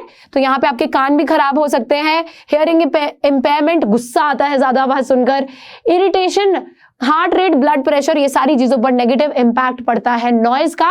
दिवाली के समय पर आपने देखा होगा कि जो जानवर होते हैं वो डर जाते हैं बहुत ज्यादा आवाज से। हार्ट पेशेंट्स के लिए भी काफी ज्यादा खतरनाक होती है ये चीज। नाउ तो ये सारी जब नॉइज पोल्यूशन, जब इंडस्ट्रीज में बहुत मशीनें, जो हैवी मशीन्स होती हैं जब वो चलती हैं बच्चों, तो उससे नॉइज पोल्यूशन क्रिएट होता है, which is not at all good. ये सारे टाइप का पोल्यूशन हमारी इंडस्ट्रीज क्रिएट कर रही है। एनवायरमेंट खराब हो रहा है, डिग्रेड हो रहा है इस प्रदूषण से। अब कैसे बचा जा सकता है, तो यहाँ पे कुछ सजेशंस है बच्चों। ऑब्वियस सी बात है, बीमारी लेकर डॉक्टर के पास जाएंगे तो डॉक्टर देगा दवा, यहां पर भी इस बीमारी की दवाई हमको खुद से देनी पड़ेगी। तो बहुत से सुझाव दिए गए हैं कि आप इस पोल्यूशन को कैसे रिड्यूस कर सकते हैं। देखिए, सबसे पहले बच्चों, आप लोग पानी का जो इस्तेमाल है उसको ढंग से करो, एक कॉशियस मैनर में करो, समझदारी से करो, पानी को रीयूज, रिसाइकल करो, ठीक है। उसके बाद रेन वाटर हार्वेस्टिंग बहुत ही ज्यादा इंपॉर्टेंट चीज है अपनी वाटर रिक्वायरमेंट्स को मीट करने के लिए। तो अगर किसी इंडस्ट्री को पानी वगैरह चाहिए तो रेन वाटर हार्वेस्टिंग करो। बरसात का जो पानी आता है उसको जाया मत होने दीजिए, उसको बचा कर रखिए, स्टोर करके रखिए एंड उस पानी का इस्तेमाल करिए। यहाँ पे उसी के साथ साथ treating hot water and effluents before releasing them in rivers and ponds. Treatment of industrial effluents can be done in 3 phases। बच्चों, कभी भी अगर बहुत गर्म पानी आप लोगों को रिलीज करना है या फिर कोई भी इंडस्ट्रियल एफ्लुएंट्स जो गलत पार्टिकल्स हैं आपके, अगर आपको इन्हें रिवर्स और पॉन्ड्स में रिलीज करना है तो उससे पहले आपको जो है कुछ फेजेस फॉलो करने पड़ेंगे। सबसे पहला ट्रीटमेंट है प्राइमरी ट्रीटमेंट इस पानी का, जो कि मशीनों द्वारा होगा, मैकेनिकल मीन्स से होगा। क्या है ये प्राइमरी ट्रीटमेंट? फर्स्ट स्टेप है, यहाँ पे बच्चों स्क्रीनिंग होगी, तो देखा जाएगा कि भाई कौन से गलत पार्टिकल्स मौजूद हैं इस वेस्ट में। ग्राइंडिंग होगी। ग्राइंडिंग क्या होती है? जब ऐसे जोर जोर से पानी को घुमाया जाता है तो उससे कूल डाउन करा जाता है, उस पानी का जो नेगेटिव असर है उसको खत्म किया जाता है। फिर आता है फ्लोक्यूलेशन। फ्लोक्यूलेशन क्या होता है बच्चों? जब आप पानी में क्या करते हो, केमिकल्स डालते हो कुछ, उस केमिकल से जो वेस्ट होता है, वेस्ट पार्टिकल्स इकट्ठे हो जाते हैं, तो ये इकट्ठे हुए हुए वेस्ट पार्टिकल्स को आप निकाल सकते हैं, ठीक है। तो फ्लोक्यूलेशन और सेडिमेंटेशन। सेडिमेंटेशन सिंपल सा चीज है कि आप जो है पानी को ऐसे छोड़ दीजिए तो जो हमारा सॉलिड वेस्ट पार्टिकल्स होंगे इसके अंदर, they will automatically settle down, तो नीचे सेटल कर जाएंगे हमारे वेस्ट पार्टिकल्स, पानी ऊपर रह जाएगा, तो दैट इज सेडिमेंटेशन। फिर आता है हमारा सेकेंडरी ट्रीटमेंट जिसके अंदर बायोलॉजिकल प्रोसेस है। बायोलॉजिकल प्रोसेस हो सकता है कि आप बायोलॉजिकल रिएक्टर्स का इस्तेमाल करें पोल्यूशन का कंटेंट कम करने के लिए, या फिर बच्चों एक और बायोलॉजिकल प्रोसेस हो सकता है कि आप जैसे कुछ क्या होता है पॉन्ड्स के अंदर मछलियों को डाल दिया जाता है, वो मछलियां जो हैं ये छोटे छोटे वेस्ट पार्टिकल्स जो हार्मफुल नहीं होते हैं उनके लिए, उनको खा जाती हैं, ठीक है। तो ये भी एक बायोलॉजिकल ट्रीटमेंट है। अब टर्शरी ट्रीटमेंट जो है बच्चों, यहाँ पे बायोलॉजिकल, केमिकल, फिजिकल सारे प्रोसेसेस आप इन्वॉल्व कर सकते हो। तो जितने भी केमिकल, फिजिकल प्रोसेसेस सब पड़े हैं वो सब इन्वॉल्व कर सकते हो। And this involves the recycling of waste water. Waste water को फिर से आप इस्तेमाल कर सकते हैं इस तरीके से, ठीक है। तो अगर आप इन सारे प्रोसीजर्स को अपनाओगे तो आपका जो पानी है और जो पोल्यूटेंट्स है आप उसको कम कर देंगे और वो फिर इतना नुकसानदायी नहीं रहेंगे हमारे प्रकृति के लिए। तो ये सारी चीजें हमको आजमानी है और इसी के साथ हमारा जो चैप्टर है वो हो जाता है समाप्त। तो बच्चों, this is the end of the lecture and we have successfully completed the entire chapter of manufacturing industries. I hope you all liked the lecture. Okay, so we'll see you in the next class. तब तक के लिए take care and bye bye.